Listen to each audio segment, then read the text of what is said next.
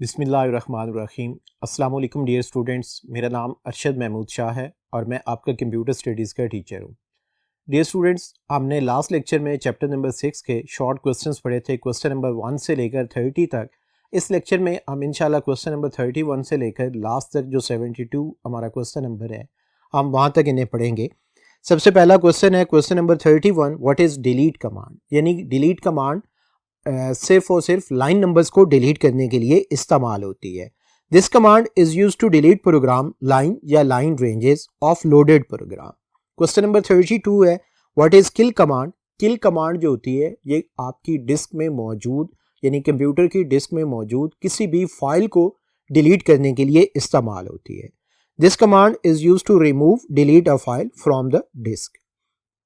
Question number 33, what is load command. हम लोगों ने अपने प्रोग्राम को सेव किया होता है और नेक्स्ट डे या थोड़ी देर के बाद हमें अपने प्रोग्राम को दोबारा से देखना होता है, एग्जीक्यूट करवाना होता है, तो सबसे पहले हमें उसे मेमोरी में लोड करवाना पड़ता है। Load command, this command load a file from disk to memory. Question number 34 है व्हाट इज रन कमांड। जब आप प्रोग्राम लिख लेते हैं तो प्रोग्राम की आउटपुट देखने के लिए हम रन कमांड का इस्तेमाल करते हैं। This command is use to execute the program currently in memory. If the program is not in memory, it first load and then run it. Question number 35 है what is list command। अगर आपने programme की पूरी lines देखनी होती हैं कि आपने प्रोग्राम में क्या लिखा हुआ है तो उसके लिए हम लिस्ट कमांड का इस्तेमाल करते हैं। This command is used to display a loaded program partially या completely on the screen। यानी हम पूरे प्रोग्राम को भी देख सकते हैं, अपने प्रोग्राम की कोई सी 2, 4, 5 लाइन स्पेसिफाई करके भी उनको भी देखा जा सकता है। Question number 36, what is the difference between print and L print command. Print command किस काम के लिए इस्तेमाल होती है। This command is use to see the constant character variable on the screen. यानी हम अपने रिजल्ट्स को मॉनिटर स्क्रीन के ऊपर जो है वो देख सकते हैं। एल प्रिंट कमांड किस लिए इस्तेमाल होती है। This command is use to print data at the printer. यानी प्रिंट कमांड मॉनिटर स्क्रीन पर डेटा प्रिंट करवाती है। एल प्रिंट कमांड जो होती है ये प्रिंटर के ऊपर आपकी आउटपुट भेजती है। क्वेश्चन नंबर 37 है what is renum command. Renum renumber है। This command is use to renumber the program lines. यानी हम अपने प्रोग्राम की लाइन नंबर्स को मॉडिफाई जो है वो कर सकते हैं। Question number 38, what is system command. अगर आपने GW बेसिक के प्रोग्राम को बंद करना हो और वापस आपने किसी ऑपरेटिंग सिस्टम में आना हो तो उसके लिए हम सिस्टम कमांड का इस्तेमाल करते हैं। This command is use to exit from GW basic and return to operating system environment. Question number 39, define reset command। यानी आपने जितनी भी चेंजिंग की है, अगर आप अपनी GW बेसिक की मेमोरी को बिल्कुल रिफ्रेश करना चाह रहे हैं, रीसेट करना चाह रहे हैं, तो उसके लिए रीसेट कमांड जो है इस्तेमाल होगी। This command is use to remove all open files from memory and memory is available for new storage. Question number 40 है स्टेटमेंट। What is statement.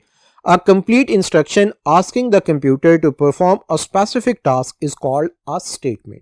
यानी आपके पास एक इंस्ट्रक्शंस होती हैं और ये इंस्ट्रक्शंस जो है कंप्यूटर को बताती हैं कि किस तरह से आपकी तरफ से दी जाने वाली इंस्ट्रक्शंस को एग्जीक्यूट करवाना है। Question number 41, define assignment statement. The statement that is used to assign a value to a variable is called assignment statement. GW basic statement में जो हमारे पास लेट स्टेटमेंट होती है वो हम एज अ असाइनमेंट स्टेटमेंट जो है वो यूज करते हैं। इसी तरह से हमारे पास जो नेक्स्ट क्वेश्चन है question number 42, what is input statement. यानी कंप्यूटर के प्रोग्राम जो हम लिखते हैं उन प्रोग्राम को जो वैल्यूज देनी होती हैं वो इनपुट स्टेटमेंट से दी जा सकती हैं। This statement is use to input data from the user during the program execution. Question number 43, what is read statement. This statement read value from the data statement. यानी read statement क्या काम करती है, data statement में जो data लिखा होता है उसको रीड करती है and assign them to corresponding variable, और स्पेसिफाइड वेरिएबल्स को वो वैल्यूज असाइन कर देती है। क्वेश्चन नंबर 44 है define REM statement. This is non executable statement and is used to add descriptive remarks in program. यानी अगर हम अपने प्रोग्राम को कोई रिमार्क्स देना चाह रहे हैं, किसी फंक्शन के बारे में कोई हम डिस्क्रिप्शन लिखना चाह रहे हैं, तो हम REM रिमार्केबल स्टेटमेंट के अंदर जो है वो लिख सकते हैं। Question number 45, what is and statement. This statement is used to terminate program execution, close all files and return to the command level. यानी end statement जो है प्रोग्राम की execution को terminate करती है. Question number 46 है define control structure. Control structure control the flow of execution of a program. हमारे पास कितने control structures होते हैं? 3 होते हैं. Number first sequence, selection और looping structure. Question number 47 है what is sequence structure? Sequence structure आपको मैंने पहले भी बताया था बाय डिफॉल्ट होता है. आप जिस तरह प्रोग्राम लिखते हैं उसी तरह से ये एग्जीक्यूट हो जाता है. In sequence structure instruction are executed according to the increasing of their line number, so the instruction at smaller line number are always executed first, then instruction at greater line number. यानी पहले छोटी line number execute होगी, फिर जैसे जैसे उसमें increase हो रहा होगा लाइन नंबर ऑर्डर, उसी तरह से अगली लाइन भी आपकी एग्जीक्यूट होती चली जाएगी. क्वेश्चन नंबर 48 है what is selection structure? A selection structure select which alternative program statements to execute. In GW Basic we have if then and if then else statement to implement selection structure. Question number 49 है define loop structure, यानी जिसके अंदर हमारी statement बार बार repeat होती है उसको हम loop structure कहते हैं. Loop structure is used to execute a set of instruction repeatedly up to a fix number of time, then as long as given condition remain true. यानी जब तक आपकी कंडीशन ट्रू रहेगी आपका प्रोग्राम चलता रहेगा. क्वेश्चन नंबर 50 है define unconditional transfer of control. Unconditional transfer of control cause a move of the control from one part of the program to the other without any condition. In GW Basic, the go-to statement is used to implement unconditional transfer of control. यानी unconditional transfer of control में हमारे पास किसी किस्म की कोई condition नहीं होती और उस काम के लिए हम गो टू स्टेटमेंट का इस्तेमाल करते हैं. क्वेश्चन नंबर 51 है what is go to statement? Go to statement is used to unconditionally transfer control from a program line to a specified line out of the normal program sequence. यानी हम अपने किसी भी प्रोग्राम की line को repeat करवाना चाह रहे हो, प्रोग्राम को कंट्रोल वापस भेजना चाह रहे हो, तो उसके लिए गो टू स्टेटमेंट इस्तेमाल होती है. क्वेश्चन नंबर 52 है हमारे पास define conditional transfer of control. The conditional transfer of control cause the switching of the control from one part of the program to the other depending on a certain condition. यानी इसके अंदर जो है हमारे पास condition के ऊपर depend करता है कि उस प्रोग्राम ने किस तरह से एग्जीक्यूट होना है. In GW Basic, there are many statements that conditionally transfer the control from one part of the program to the other. Question number 53 है define on go to statement. हमारे पास on go to statement होती है जो बाकायदा conditional के हिसाब से जो है हम अपने कंट्रोल को ट्रांसफर करवा सकते हैं. Multiple branching statement unlike go to statement which allow only one transfer point, the on go to statement can have more than one transfer point providing multiple branching facility. 54 है question number on error go to statement. This command enable error trapping feature of GW Basic and specify the for line of error handling routines. Question number 55 है if then statement. यानी आपकी decision making statement आप start हो रही है, if then itself decision making statement होती है. If then statement is a decision making statement depending upon the decision. It can change the order of program execution. It is used to select a path flow in a program based on a condition. यानी इसमें condition अगर true होगी तो answer true print होगा, false होगी तो answer false print होगा. Question number 56 है what is if then else statement? The keyword else is used to specify two different alternative with if statement based on a condition. One of the two alternative is executed. Question number 57 है what is for next loop? The for loop is used to execute specific statement repeatedly but for a fixed number of time. It is also called counter loop. यानी जो आपने statement में mention किया होता है condition, ये उतनी दफा ही आपके प्रोग्राम को एग्जीक्यूट करता है. Question number 58 what is nested loop? Inside a loop for या while there can be one या more loop for या while. Such type of structure is known as nested loop. यानी एक लूप के अंदर एक और लूप होगा तो उसे हम नेस्टेड लूप कहेंगे.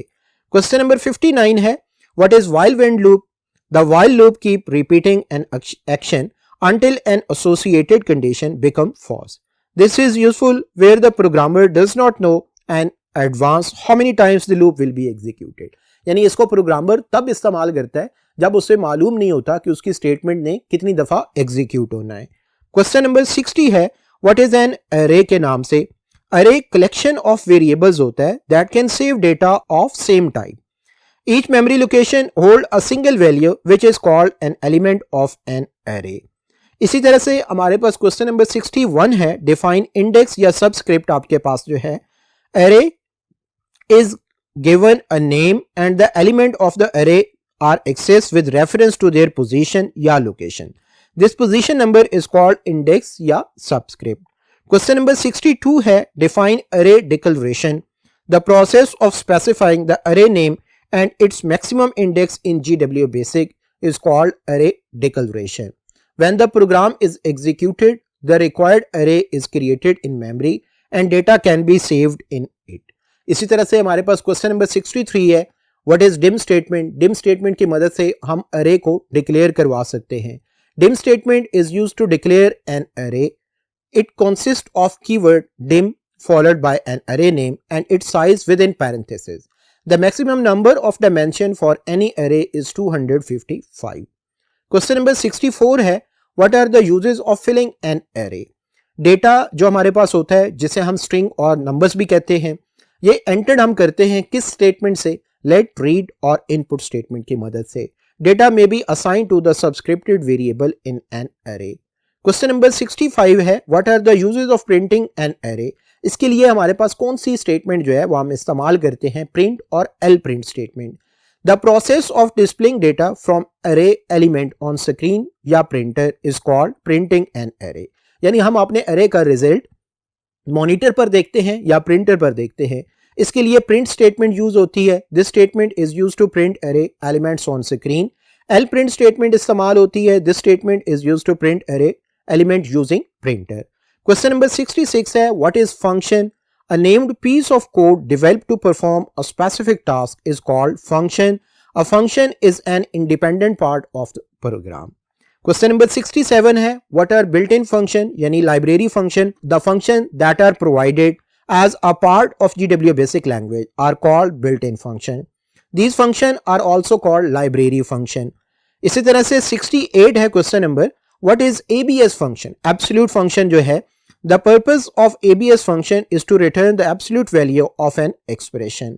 Question number 69 है, what is SQR function? Return the square root of a positive number. Question number 70 है, define SIN function. The purpose of SIN function is to find the trigonometric ratio cosine of an angle x expressed in radian. Question number 71 है, what is fixed function? The function is used to return the integer value of any number by simplified dropping of the decimal point. Last question है, what is subroutine? A subroutine is a self-contained set of statement that can be used from anywhere in a program. The subroutine perform its specific task and then return control to the part of the program that call the subroutine. जी students, आपने chapter number 6 के complete short questions कर लिए हैं। इनको अच्छे तरीके के साथ याद करें, फिर इनकी रिटन प्रैक्टिस करें। नेक्स्ट लेक्चर तक के लिए अल्लाह हाफिज़।